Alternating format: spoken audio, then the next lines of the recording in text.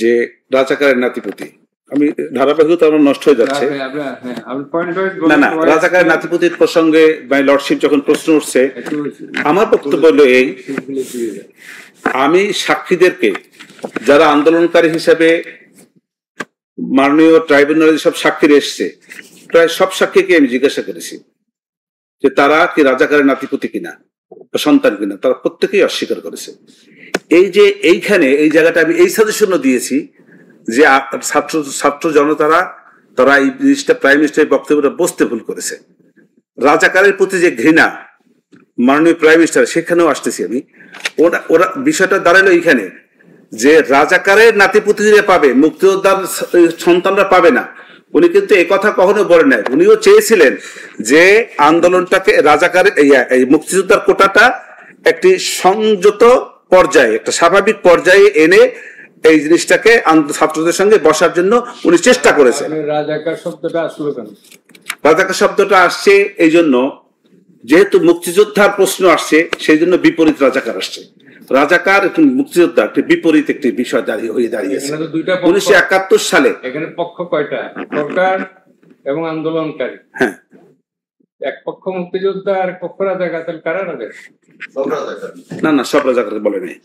এটা মাননীয় আদালতের আমি মনে করি মাই লর্ডশিপের এটা একটা ভুল কনসেপশন। আমি মনে করি মাননীয় লর্ডশিপ কি ধারণা করবেন বা কি সিদ্ধান্ত নেবেন, ইটস আপ টু ইউ, আমার না। আমি আমার বক্তব্যটা বলে যাচ্ছি যে নোট ওয়াইজ বলে, আপনি তো নোট করে এসেছেন তো। না, সে যখন প্রসঙ্গক্রমে আসে তখন তোমাকে বলতে হয়। ঠিক আছে, উনি ছাত্রদেরকে রাজাকার বলেন। যারাই শুধু রাজাকার তাদের প্রসঙ্গেই বলেছে, ছাত্ররা তো রাজাকার ছিল না। এই যুগে এসে কয়জন রাজাকার আছে? এই যুগে এসে রাজাকার আছে কয়জন? রাজাকারে তো বেশিরভাগই মরে গেছে। জাকলে দুই স্টেটেও থাকতে পারে, তার সন্তানদের পর্যন্ত চাকরি দিয়েছিল। রাজাকার এটা গালি হয়ে গিয়েছে। তো রাজাকার তো একটা গালি হয়ে গিয়েছে। প্রেক্ষাপটটা কোন জায়গায় আসছে গালিটা? রাজাকার ৭৫ রাজাকার না। During the last 54 years, Razakar has been a gali. সুতরাং আপনি গালি দিচ্ছেন। আমি তো রাজাকার তো সবাইকে বলেন নাই। কাকে আমার বক্তব্য মাই লর্ডশিপ কিভাবে দেবে সেটা আমি জানছি না, কিন্তু এই দিস টার্ম ইজ এ গালি, this is an abusive word.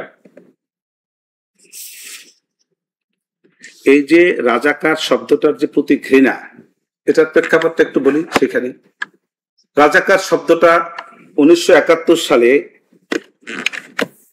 একটি দেশ পাকিস্তানের সঙ্গে যুদ্ধ আমার শুরু হইল। পাকিস্তানের সঙ্গে যুদ্ধে আমরা যখন পাকিস্তানের যুদ্ধ করি, তখন এই দেশেরই কিছু লোক যারা পাকিস্তানের এই দেশে রাস্তাঘাট, কাদা মাটি, জল পালানোর মতো কোনো পরিস্থিতি তাদের ছিল না। তারা এই দেশের আবহাওয়া, এই দেশের জলবায়ুর সঙ্গে কোনোভাবেই অ্যাডজাস্টেবল ছিল না। ওইখানকার সৈন্যরা এই দেশে এসে যুদ্ধ করা তাদের জন্য খুব কঠিন ছিল।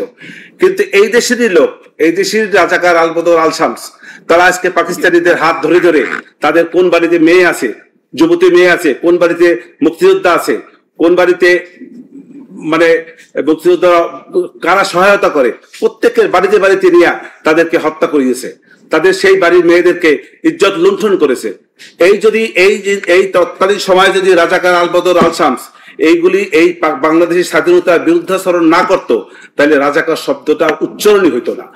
এবং এইটা করার কারণে এই কারণেই তো ছাত্রদের রাগ, যে খারাপ লোকের সাথে আমাদের ছাত্রদের রাগটাই তো তাই, খারাপ লোকের সাথে আমাদের তুলনা করা।